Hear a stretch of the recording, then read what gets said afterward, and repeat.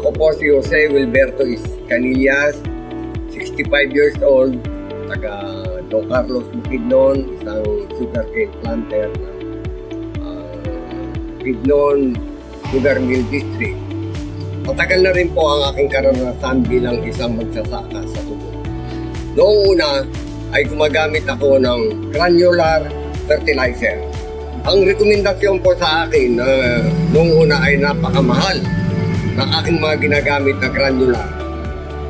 Na ngayon, binawasan ko ang aking mga ginagamit na granular fertilizer, ngunit sinubukan ko po ang produkto ng EPI ng Power Trio. UMN, Dynamico at Polymac 1414. Pagkukumpara ko sa paggamit ng Power Trio at ang paggamit ko ng commercial fertilizer, aking napagtanto na malaki ang tulong ng Power Trio. Nagkaroon po ng 25% increase sa aking timbang at ang naging PSTC ko ay galing sa 1.80 ay naging 2.23.